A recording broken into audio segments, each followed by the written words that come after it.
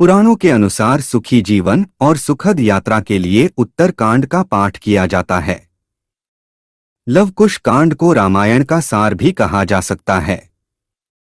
इस भाग में मर्यादा पुरुषोत्तम श्री राम के सभी गुणों का वर्णन किया गया है। दोनों भाई इस आश्रम में अपनी मां और गुरुदेव की संगत में रहने लगे। वाल्मीकि जी ने इन दोनों को बचपन से शस्त्र विद्या सिखाई। फिर धर्म ग्रंथों का पूरा ज्ञान देकर उन्हें बचपन में महाज्ञानी और महावीर बना दिया था। इसी ज्ञान के साथ उन्हें अपने द्वारा रचित रामचंद्र जी के काव्य चरित्र का अध्ययन करवाया। उसे दोनों भाई बहुत ही मधुर स्वर में गाते थे।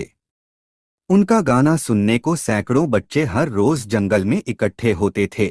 उसी समय शत्रुघ्न लवणासुर राक्षस का वध करके वापस आते हुए वाल्मीकि आश्रम आए तो उन्होंने लवकुश को राम जी के अश्वमेघ यज्ञ का घोड़ा पकड़े हुए इन दोनों बालकों को देखकर कहा, हे बालकों, तुम दोनों कितने सुंदर लगते हो। तुम्हें पता नहीं यह घोड़ा राम जी के अश्वमेघ यज्ञ का है। तुम इसे छोड़कर घर जाओ।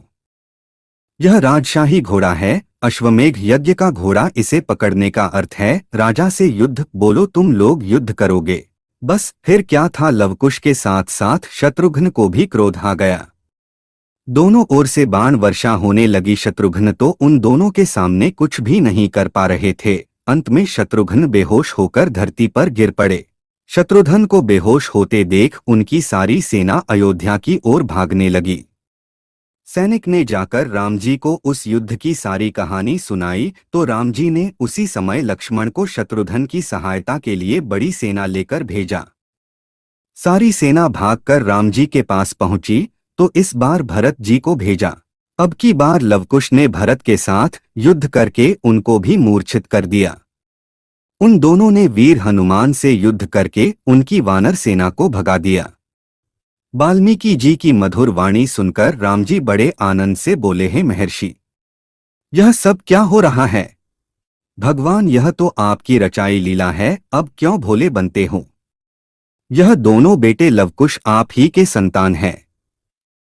तभी तो ये इतने बड़े बन गए जिन्होंने लक्ष्मण, भरत, शत्रुघ्न तक को पराजित कर दिया। वाल्मीकि जी की कृपा से बेहोश उन्हें होश आ गया। सीता ने दोनों हाथ जोड़कर अपने प्रभु को प्रणाम किया और सर झुकाकर बोली, हे प्रभु, अब मेरा कार्य पूरा हो गया। अब मुझे आज्ञा दो। धरती माँ से बोली, हे धरती माँ, अब मैं अपने पति भगवान श्री राम की इच्छा पूरी कर ली। श्री राम जी ने लवकुश को अपने गले से लगा किया और फिर वापस अयोध्या आ गए। राम जी के दोनों पुत्रों के अयोध्या आने पर सारे देश में खुशी मनाई गई। सच्चे राम राज्य की स्थापना हो गई।